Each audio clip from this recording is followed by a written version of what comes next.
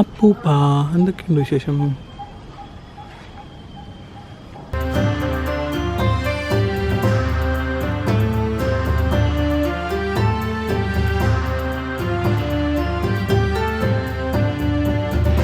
ഈ വാത്പോ കയറാൻ വേണ്ടിയിട്ട്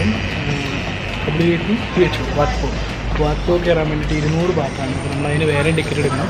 അപ്പോൾ അതിന് തൊട്ട് ഫ്രണ്ടിൽ തന്നെ ടിക്കറ്റ് ഉണ്ട്. അപ്പോൾ ഞാനിത് ടിക്കറ്റ് എടുത്തു. ഞാനൊന്ന് കണ്ടിട്ട് വരാം. ഓക്കെ, ഇവിടെ സ്ട്രിക്ട്ലി എഴുതി വെച്ചിരിക്കുന്ന ഡ്രസ്സിങ് ആണ്. ഡ്രസ്സിങ് നീറ്റായിരിക്കണം. അതായത് ഫോറിനേഴ്സ് ആയാലും എന്തായാലും ഫുൾ പാൻറ്റും അതേപോലെ കവേർഡായിട്ടുള്ള ഡ്രസ്സ് മാത്രമേ യൂസ് ചെയ്യാൻ പാടുള്ളൂ എന്നൊക്കെ ഇവിടെ എഴുതി വെച്ചിട്ടുണ്ട്. അതിൻ്റെ അകത്തൊക്കെ കംപ്ലീറ്റ് സ്ട്രിക്റ്റ് ആണ് ഡ്രസ്സിങ് കോഡ്.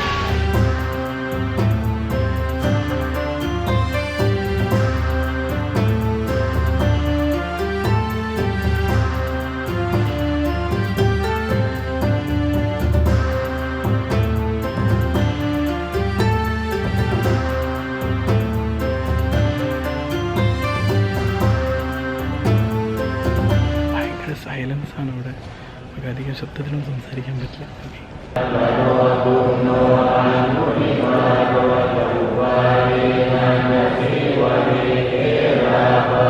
അവർ അകത്ത് പ്രാർത്ഥിക്കുകയായിരുന്നു. അപ്പോൾ ബുദ്ധൻ്റെ പ്രതിമാനം എടുക്കാൻ പാടില്ല. അതിൻ്റെ ഉള്ളിൽ പ്രാർത്ഥിക്കുന്ന വേണ്ടി എടുത്തോളം പറഞ്ഞു. പിന്നെ ഞാൻ ചെറിയൊരു ഷോട്ട് എടുത്തത്. പക്ഷേ എന്താ പറയുക, നല്ലൊരു കൾച്ചർ. ഇവിടെ നമ്മുടെ കൊടകിൽ പോയപ്പോഴും കണ്ടിട്ടുണ്ടായിരുന്നു ഈ ഒരു രീതി. ആ ഒരു രീതി തന്നെയാണ്. നല്ല രസമുണ്ട് ഈ ഒരു ബുദ്ധിസ്റ്റുകളുടെ പ്രാർത്ഥനയും കാര്യങ്ങളിലൊക്കെ. ഗ്രാൻഡ് പാലസ് കണ്ടതുപോലെ ഇതും കുറേ നടന്ന് കാണാനുണ്ട്. പക്ഷെ ഇതിപ്പോൾ ഇതിൽ വെയിൽ കുറവായതിൻ്റെ ഒരു സുഖമുണ്ട്. പിന്നെ വലിയൊരു തിരക്കില്ല. ഈവനിങ് ആയതുകൊണ്ടായിരിക്കാം ഗ്രാൻഡ് പാലസിൽ കണ്ടത്ര തിരക്ക് ഇവിടെ ഇല്ല. ഇവിടെ എവിടെ തിരിഞ്ഞാലും ഇതേപോലത്തെയുള്ള ബിൽഡിങ്ങുകളാണ്. എന്താണ് ഏതാണെന്നുള്ളത് അവരോട് ചോദിക്കാതെ തന്നെ മനസ്സിലാവുന്നില്ല. ഓരോന്നിനും ഓരോ പ്രത്യേകം കാര്യങ്ങളുണ്ട്. അതിൻ്റെ ഇടയിൽ അവർ ഓരോന്നിനും ഓരോ അതിൻ്റേതായിട്ടുള്ള പ്രത്യേകതകളും കാര്യങ്ങളുണ്ട്. അപ്പോൾ ഇവർ ഭാഷ തന്നെ നമുക്ക് ചോദിച്ച് മനസ്സിലാക്കാൻ ഇച്ചിരി പാടാണ്. പിന്നെ പലയിടത്തും എഴുതി വെച്ചിരിക്കുന്നത് ഇതിനാണ്. പിന്നെ ഗൈഡിനെ വിളിക്കണം. ഗൈഡിനെ വിളിച്ചാൽ അവർ പറഞ്ഞു തരും. ഈ മെയിൻ ടെമ്പിളിന് ചുറ്റും ഒരു മതിൽ പോലെയാണ്, ഒരു 4 കെട്ട് പോലെ. ആ കെട്ടിനകത്ത് ഫുള്ള് ഈ ബുദ്ധൻ്റെ പ്രതിമകളാണ്. ഇത് കംപ്ലീറ്റ് ഈ ചുറ്റും ഇതേപോലെ ഇങ്ങനെ വെച്ചിരിക്കുകയാണ്. നല്ല രസമുണ്ട്, ഗോൾഡ് കളറിൽ. ഇത് 19-ാം നൂറ്റാണ്ട് കാലത്ത് ഈ ബിൽഡിങ്ങിൻ്റെ മുകളിലേക്ക് ഇങ്ങനെ ഒരു എന്താ പറയുക, ഇങ്ങനെ കൈ പത്തി വിടർത്തി നിൽക്കണ പോലെയില്ലേ, അതൊരൊറ്റ മരം കൊണ്ട് ചെയ്തതാണ്, കൊത്തിയെടുത്താണ്. ആ മരത്തിൻ്റെ ഒരു പീസാണത്. കണ്ടില്ലേ? നിങ്ങൾക്ക് അടുത്ത ഫോട്ടോ കാണുമ്പോൾ മനസ്സിലാവും. കണ്ടില്ലേ ഈ ബിൽഡിങ്ങിൻ്റെ ഈ ഒരു പോർഷൻ കണ്ടോ?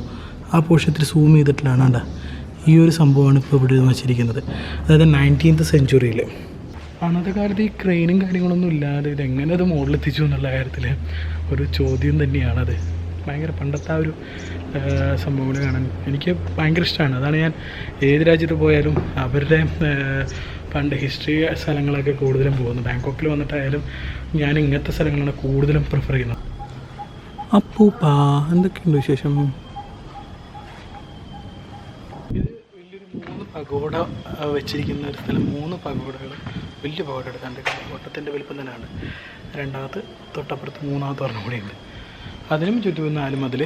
ആ മതിലിൻ്റെ ഇടയിൽ ബുദ്ധനല്ല, ബുദ്ധന് പകരം ബുദ്ധൻ തന്നെയാണ് നിൽക്കുന്ന ബുദ്ധൻ്റെ പ്രതിമയാണ്. ഫുള്ള് ഇതേപോലത്തെ പ്രതിമയാണ് അങ്ങോട്ട് കംപ്ലീറ്റ്.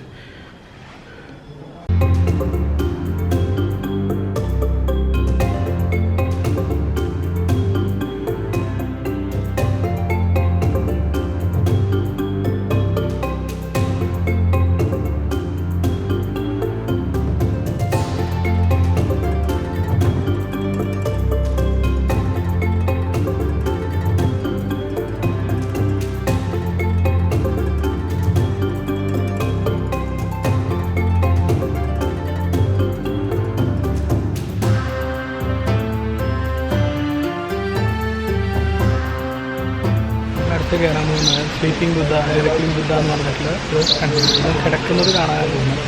അവിടെ ഷൂ വരണം, ഒരു കവറുണ്ട്. കവർ എടുത്തിട്ട് ഷൂ ആയിട്ട് നമുക്ക് കയറാം. അതുകൂടി കഴിഞ്ഞ് കഴിഞ്ഞാൽ ഇതിൻ്റെ ഉള്ള പരിപാടി കഴിഞ്ഞു. ഇനി ഒരു സ്ഥലം കൂടി ഇവിടെ അടുത്തുണ്ട്. അതുകൂടി കണ്ടു കഴിഞ്ഞാൽ ഏകദേശം നൈറ്റ് ആവും. എൻ്റെ പിന്നിൽ കാണുന്നൊരു ഗോൾഡൻ ഉണ്ട്. ബുദ്ധയിൽ തുറക്കുന്നത് ഏകദേശം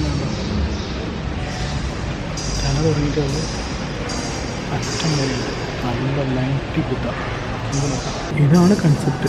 ഇപ്പോൾ ഏകദേശം ഒരു നല്ല നീളത്തിലുള്ള റൂമാണ്. ആ റൂമിൻ്റെ ഉള്ളിൽ ഫുള്ളുണ്ട്.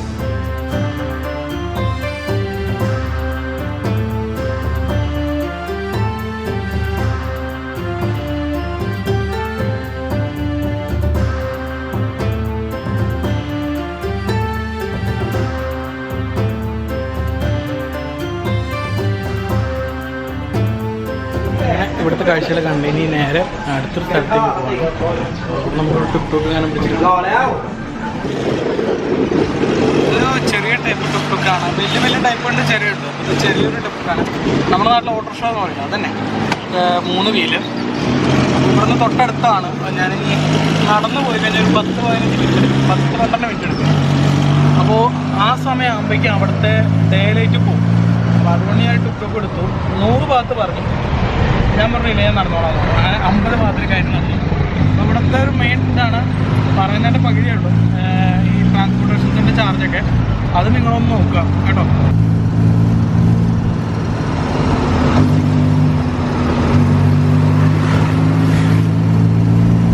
എൻ്റെ പിന്നിൽ ഒരു പാർക്കുണ്ട്, ഒരു ചെറിയൊരു പാർക്ക്.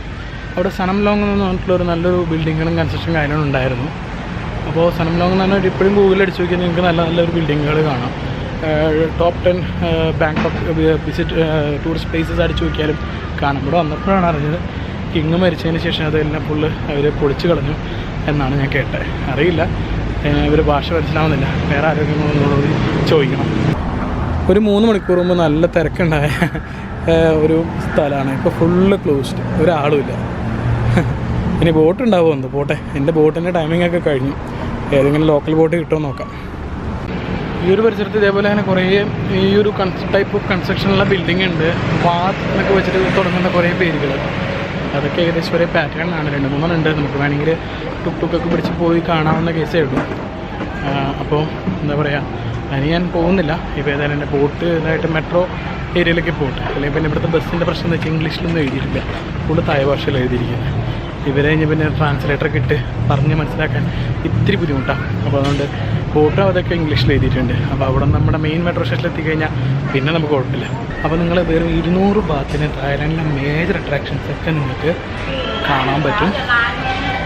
ഒരു 3-4 സ്ഥലങ്ങൾ രാവിലെ ഒരു 9 പുറപ്പെട്ട് കഴിഞ്ഞാൽ വൈകിട്ട് 6 മണിയാകുമ്പോൾ ഇതെല്ലാം കണ്ടുവരാം. ഞാൻ ഡിലേ ആയതുകൊണ്ട് 2 സ്ഥലമേ കണ്ടുള്ളൂ. 2 സ്ഥലം മിസ്സിംഗ് ആണ്. പക്ഷേ ഏകദേശം ഒരേ പാറ്റേൺ ആണ്. അപ്പോൾ ഇതേപോലെ നിങ്ങൾക്കും ഈ 200 ബാത്തിന് നിങ്ങൾക്കും വരാം.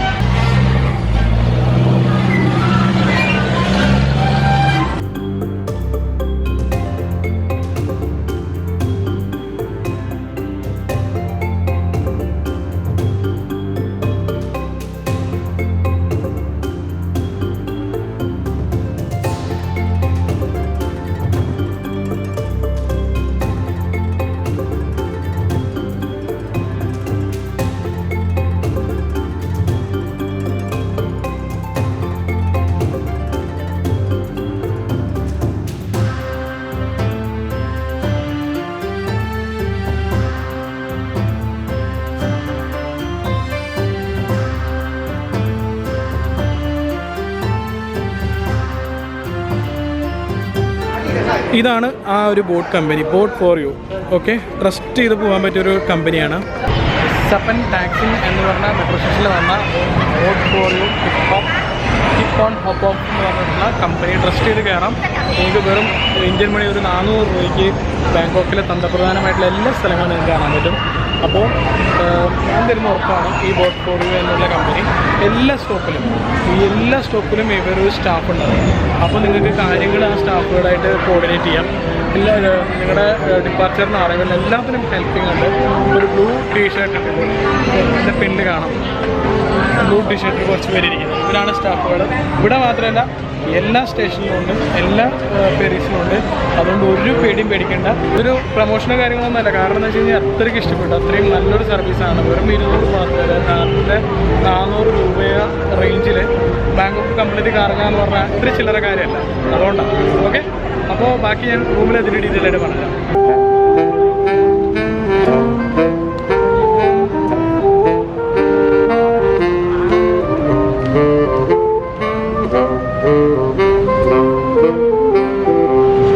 അപ്പോൾ ഇന്ന് രാത്രി നമുക്ക് സ്ട്രീറ്റ് ഫുഡ് തന്നെ കഴിക്കാം. സ്ട്രീറ്റ് ഫുഡ് തന്നെ നമുക്കൊന്ന് നോക്കാം എങ്ങനെയുണ്ട് ടേസ്റ്റും കാര്യങ്ങളൊക്കെ. അത് കഴിഞ്ഞിട്ട് ഇന്നാണ് നമ്മുടെ ലാസ്റ്റ് നാളത്തെ ബാങ്കോക്കിലെ. നാളെ ഉച്ചയ്ക്ക് എൻ്റെ ഫ്ലൈറ്റാണ്. നാളെ കാലത്ത് കുറച്ച് സമയത്തിൽ എന്തെങ്കിലുമൊക്കെ കഴിച്ചിടാം. ഒന്നും പ്ലാൻഡ് അല്ല, നമ്മൾ പോകുന്ന പോലെ അങ്ങോട്ട് പോകും, അത്രേ ഉള്ളൂ. അല്ലാതെ നമ്മൾ പ്ലാൻ ചെയ്തിട്ട് അങ്ങനെ പോകുന്നതല്ല. എന്തൊക്കെ കാണാൻ പറ്റുന്നോ അത്ര മാക്സിമം കവർ ചെയ്യുക എന്നുള്ളതാണ് നമ്മുടെ മോട്ടോ. അപ്പോൾ ഞാൻ മെട്രോ പിടിക്കട്ടെ. മെട്രോ കയറിക്കൊണ്ടിരിക്കുക. സ്റ്റേഷൻ്റെ പേര് മറക്കണ്ട, സപ്പൻ ടാക്സി. ഓക്കെ, അങ്ങനെ ഞാൻ തിരിച്ച് ഹോട്ടൽ റൂമിലെത്തി. നല്ല ക്ഷീണമുണ്ട്. ഇപ്പം നടക്കാനും ഇതൊക്കെ തുടങ്ങിയിട്ട് ഒരു 3-4 ദിവസമായില്ലേ. നല്ല ഹെവി നടത്തവും ഹെവി ട്രിപ്പും കാര്യങ്ങളൊക്കെ ആയതുകൊണ്ട് നല്ല ടയർഡുണ്ട്. ഇപ്പോൾ നാളെയും കൂടി ഉണ്ട്. നാളെ ഉച്ച വരെ ഉണ്ട്. അത് കഴിഞ്ഞിട്ട് നമുക്ക് റെസ്റ്റ് എടുക്കാം. അപ്പോൾ നാളെ രാവിലെ തന്നെ നമുക്ക് ഏതെങ്കിലും ഒരു ഡെസ്റ്റിനേഷനും കൂടി കവർ ചെയ്തിട്ട് പോകാം.